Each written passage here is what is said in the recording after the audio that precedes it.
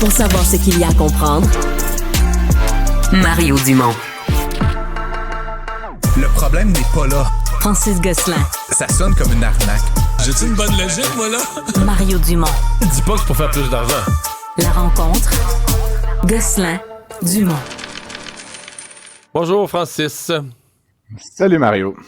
Cette histoire de la Caisse de dépôt et de placement du Québec en Inde, c'est déjà un scandale qui a conduit à des démissions, des congédiements, mais ça continue à sentir le soufre, hein? Congédiement, Mario, puis encore une fois, pas des congédiements tellement fracassants. On sent que tout ça se fait un peu en catimini. Ce sont des gens qui démissionnent.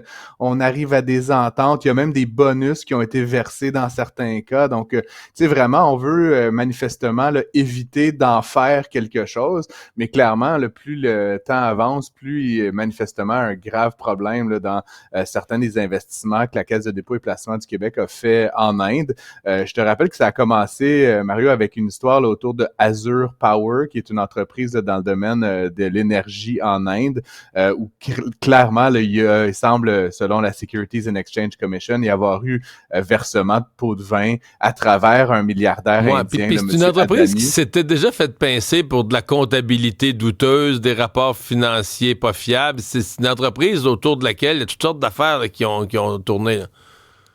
Oui, effectivement. Tu te rappelleras là, qu'il y avait eu toutes sortes d'histoires là, autour de la gouvernance carrément de cette entité-là. La valeur du placement de la caisse là, s'est effondrée là, depuis qu'ils ont mis l'argent. Donc, c'est vraiment un mauvais placement financier. Mais en plus, il y a des allégations répétées. L'entreprise est incapable de produire ses états... Non, mais incapable de produire ses états financiers. Tu sais, vraiment, là, ça a l'air d'être une espèce de mom and pop shop, mais tu sais, qui a reçu des centaines et des centaines de millions de dollars d'investissement. Mais en fait, c'est quand même un gros joueur. On dit que c'est le plus gros joueur dans le solaire en Inde, là.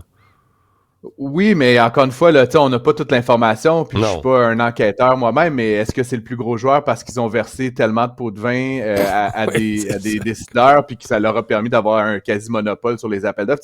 C'est là où on le sait pas, Mario, puis c'est sûr que si ton modèle d'affaires, c'est de verser des dizaines de millions en échange de revenus de centaines de millions, ça peut pas durer longtemps, là, généralement. Ces types de stratagèmes-là finissent toujours par être découverts, et ne serait-ce que par leurs concurrents. À un moment donné, il y a quelqu'un qui trouve qu'il y a un peu anguille sous roche. Pourquoi est-ce qu'il remporte tous les appels d'offres? Et donc là, dans le cas qui nous intéresse aujourd'hui, Mario, c'est un autre type de placement. La Caisse s'est mise en tête, à travers une série d'investissements, d'acheter des autoroutes en Inde également. Donc, ils ont une entité là, qui se spécialise là-dedans. Ils gèrent des tronçons d'autoroutes, plus de 1000 kilomètres. Ça fait 15 millions, grosso modo, de revenus par année. Et donc, il y a le dirigeant, le président de cette filiale-là, qui a annoncé sa démission, encore une fois, un peu en catimini. Et là, ce qu'on apprend, c'est qu'il est aussi administrateur d'une entreprise de M. Adani, ce même milliardaire qui est accusé là, par la SEC. Pour l'instant, le président démissionnaire n'est pas impliqué directement dans aucune des affaires, mais bon... comment dire, c'est un peu proche du feu, là, si je te dirais. Donc, on va voir comment la Caisse réagit là, face à ces nouvelles révélations qui ont été faites par la presse et le journal ces derniers jours. Tu trouves que le maire de Prévost a fait une intervention intéressante? Ben, je suis tombé là-dessus par hasard, puis tu sais, c'est rare que je fais ça, mais je trouvais, Monsieur Paul Germain, là, qui est le maire de Prévost, je pense qu'on a accueilli déjà là, à l'antenne quelques fois. Prévost dans les Laurentides, près de Saint-Jérôme. Qui a pas la langue dans sa poche, qui a l'habitude d'y aller là, de grandes déclarations. En fait, il propose, en constatant, comme on le fait tous, hein, que les Chinois sont vraiment très en avance là, sur le marché de l'électrification des véhicules.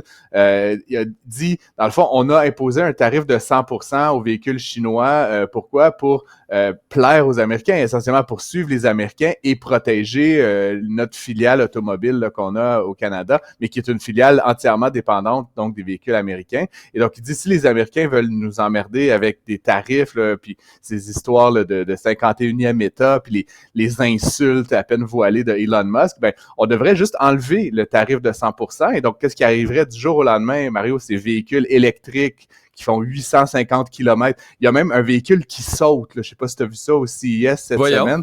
Une voiture qui peut sauter de 2-3 pouces dans les airs quand elle constate un obstacle. Et encore une fois, on voit les images, les gens qui nous regardent sur le câble. L'auto lève loin de...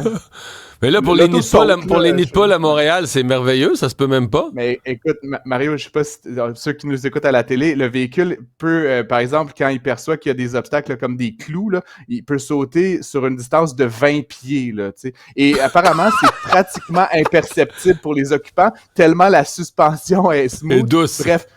On est ailleurs, Mario, et donc, tu t'imagines que si demain matin, pour 25-30 000 $, tu peux avoir des véhicules électriques avec 850 km d'autonomie qui étaient disponibles au Canada, on n'achèterait que ça, et ça serait quasiment la fin des véhicules américains. Ça ferait très, très mal à GM, à Ford, à Stellantis, et Chrysler. À Tesla plus donc, que tout. Et à Tesla. Et ultimement, c'est même pas une attaque frontale. Là. Ça serait pas dire hey, on vous impose les Américains des tarifs. On fait juste avec un autre partenaire d'échange changer les règles du jeu. Donc accepter que les Chinois inondent notre marché. Qui plus est, tous les Américains qui verraient les Canadiens se balader avec ces super voitures, tôt ou tard, ils finiraient par venir peut-être en acheter chez nous. Bref, ça serait un drôle de pied de nez. Je trouve ça un peu baveux, mais encore une fois, je trouvais que M. Germain, le maire de Prévost, avait quand même une stratégie bien intelligente là, de ne pas attaquer les Américains, mais à travers un autre partenariat, celui avec la Chine, de leur faire mal. Et c'est pas, il y en a pas eu beaucoup de victoires, mais là, il y en a eu une. Le Magna a déchu des RPA, là, des résidences privées pour aînés, Réal Bouclin, qui vient d'en échapper une, là. Ou pas d'en échapper une, d'échapper à une. D'échapper à une. Écoute, on fera pas l'histoire complète, là, mais bon, Réal Bouclin, évidemment, là, s'est placé sous la protection de ses créanciers. Son groupe Sélection, là, une série de résidences pour personnes âgées, allait très mal. Bon, est-ce que c'est le train de vie de M. Bouclin? Est-ce que c'est de la mauvaise gestion? Est-ce que c'est de la malchance liée à l'augmentation des taux d'intérêt? Un peu de tout ça, probablement, Mario. Mais là, la question, c'était ses actifs personnels. Est-ce que c'est aussi un mauvais jugement de faire le petit baveux avec ses banques? Quand tu as autant de dettes avec autant de banques, je sais pas, ma mère me dirait, reste poli avec le banquier, là. Non? Ouais, ben, tu sais, on n'est pas milliardaire, ni toi, ni moi, Mario. Non, je sais bien. Pas encore. Peut-être qu'on pourrait fusionner, toi et moi. Mais ça pour dire, bon, M. Bouclin, la question c'était est-ce qu'il allait faire une faillite personnelle? Hein, parce qu'on sait que tu peux être propriétaire d'une entreprise qui fait faillite, mais généralement, si tu as bien fait tes affaires, tes actifs à toi, ceux de ta famille, peuvent être protégés. M. Bouclin avait personnellement une dette de 212 millions de $. C'est encore une fois ça aussi, tannant, plus ça. Que toi puis moi. Ça, c'est tannant. Et je sais pas par quel drôle d'arrangement, ses créanciers, ou en fait, puis ça inclut la Banque nationale, puis plusieurs autres quand même vrais prêteurs, là, ont accepté que sur le 212, ils n'en payent que 10 et qu'on oublie essentiellement, qu'on efface essentiellement la dette. Écoute, je pensais appeler Desjardins pour leur faire la même proposition sur mon hypothèque ce matin. Écoutez les gars, je vais vous donner 8 000 $. Je vous donne 500 dans la pièce, puis ma maison est à moi, puis on ferme les livres. Et donc, il y a un de ces actionnaires, un de ces prêteurs, Financement Projet Québec, qui a fait appel de la décision. Et donc là, ce qu'on a appris hier, c'est qu'en fait, le tribunal a rejeté donc cet appel-là et donné raison à M. Bouclin et cette entente concordataire, là, cette espèce, on appelle arrangement avec les créanciers. Donc, dans les faits, là, à moins d'un nouveau revirement, il va payer ses 10,6 millions de $ et être libéré de sa dette personnelle. Ensuite, je ne sais pas ce qui va lui rester. Là. Il va sûrement lui rester un peu de sous, mais on sent bien, Mario, que c'est une chute là, de très, très haut à peu de choses. Donc, mais au moins, pour M. Bouclin, c'est comme une fin de l'histoire qui est pas trop mauvaise là, pour lui, finalement. Et pour l'avenir, on lui suggère de faire, parce que 212 millions de dettes, on lui suggère pour l'avenir de faire plus attention avec ses cartes de crédit. Oui. Merci beaucoup, Francis. Ça fait plaisir. À demain.